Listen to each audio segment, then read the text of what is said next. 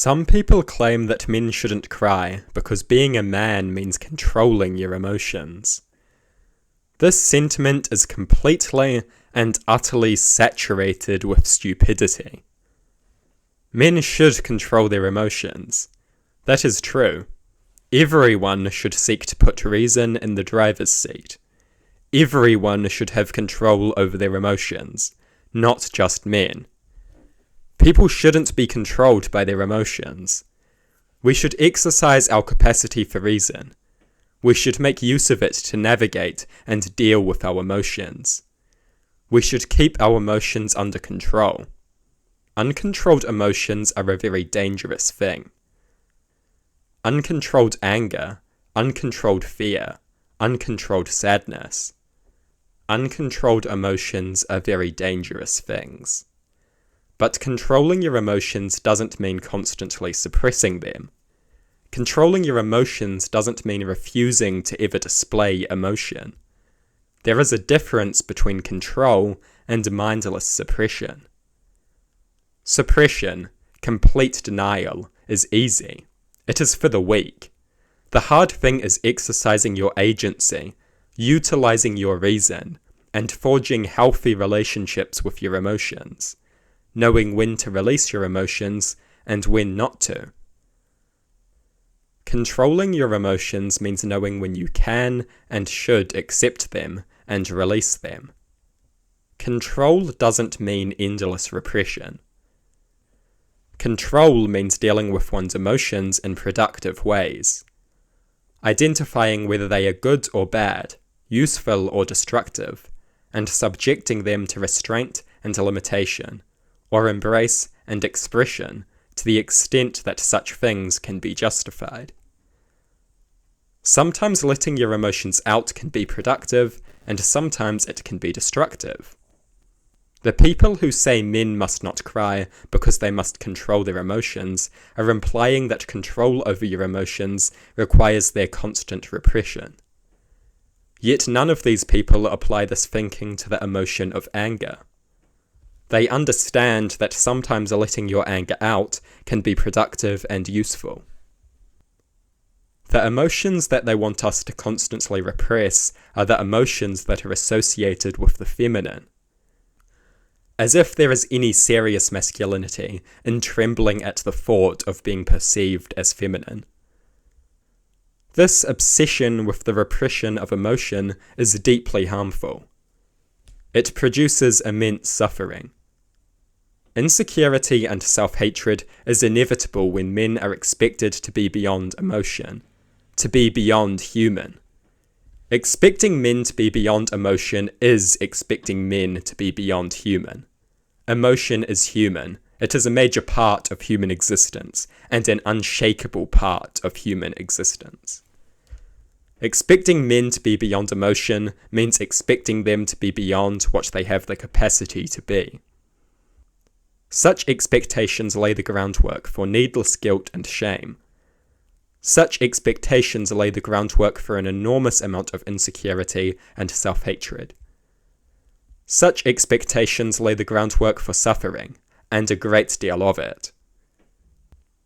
These expectations are cruel in the truest sense. They are instilled into the mind from a young age. A seed is planted, a seed of suffering, a dormant inducer of massive suffering. The germination of that seed can only be prevented by conforming to an expectation that no human can conform to. The expectation that one lacks any and all emotion. This expectation causes massive suffering. It demands that we cede something we cannot cede, our fundamentally emotional humanity. Insecurity, self-hatred, and suicidality are its offspring. This condemnation of emotion has always induced far more emotion than it has repressed, and the emotions it induces are often the most destructive ones. Guilt, anger, fear. Strong displays of these emotions are inseparable from the expectation of the unachievable. Guilt born out of inevitable failure to conform to the expectation. Anger derived from one's inevitable failure to conform to the expectation. Fear of inevitably failing to conform to the expectation. When we repress emotion, it steadily builds up within us. The pressure slowly increases. We cannot hold it forever. Think of expressing emotion as an easing of that pressure, a reasoned and controlled release of some of that pressure. Emotion will eventually get out one way or another, and when we suppress it, we are laying the groundwork for it to be vented in destructive ways which are not subject to our control. Sometimes we have to let some of it out to ease the pressure in order to maintain control. If that pressure can continuously build up, we will lose control over our emotions. Nothing encourages uncontrolled emotion quite like a refusal to express controlled emotion. We will express emotion either way. We can either choose to do it in a controlled, rational manner, or wait for it to happen in an uncontrollable and destructive manner. In order to control our emotions, we must be wise to keep them at levels that we can control. Repress all of your emotions, and those levels very quickly go well beyond control. Lacking the capacity to display your emotions will heavily restrict your ability to form relationships and thrive as a social being. We are fundamentally social beings. We need solid relationships with others. The inability to display or communicate emotion will always hinder the forming of healthy, close social relationships. Solid relationships with others are essential to a good existence as a social creature. The idiotic idea that emotion should be repressed deprives men of the capacity to form those relationships and enjoy the happiness that they provide. Reason is important, but it isn't everything. A very important part of reason is knowing that sometimes it is okay to be emotional. Shame about emotions makes it hard for people to talk about their problems and seek help when they are dealing with difficult emotions. This is obviously deeply destructive. When we demand that men repress their emotions, they will feel great guilt when they inevitably have to deal with emotion. Such guilt makes it very difficult for them to seek help. Such a thing becomes synonymous with a confession of failure. Talking about your emotions is essential to dealing with them.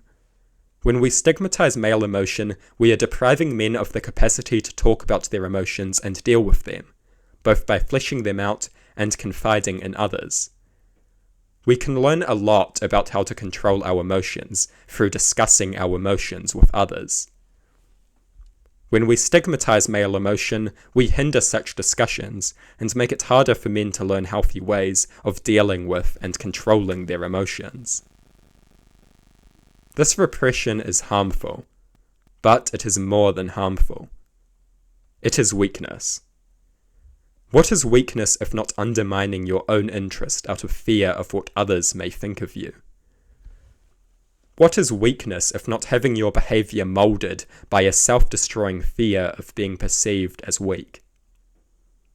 What is weakness if not eagerly enslaving yourself to the expectations of the masculine social role rather than embracing freedom and the responsibility to shape your own character that comes with it? What is weakness? Weakness is harmful shortcoming. And this obsession with repressing emotion is a harmful shortcoming. This obsession with repressing emotion is weakness. Letting your emotions constantly dominate you is weakness. Reason must be at the helm. Fearing your emotions isn't strong. It is weakness embodied. There is no reason in this. This fear of emotion is itself emotional. It is born out of a childish obsession with the masculine label because many men are too weak and scared to go beyond it. They need a rigid social mold to fill, a character to play, because they lack the spine to navigate this world as free individuals. This attachment is emotional in the sense that it is rooted in fear. Fear of defying expectations and finding one's own way beyond the pathways that have been paved for us and their hideous destinations. The obsession with repressing emotion is itself both devoid of reason and founded on emotion. It is completely contrary to the rational control required by reason. It is founded on fear of one's emotions. One's dislike of emotion is founded on emotion in the form of an intense and irrational fear. Also ironic are those men who claim to detest emotion, all while indulging in it, as they direct endless anger at those who dare to express it. As if anger were not itself an emotion. There is no reason in this dogmatic loyalty to a social expectation, only a very ironic emotional attachment. An attachment born out of fear of one's own emotions, and anger at those who dare to display them. As if fear and anger were not themselves emotions. Who would have guessed that this hatred of emotion were of itself so deeply emotional? Strength is beneficial ability.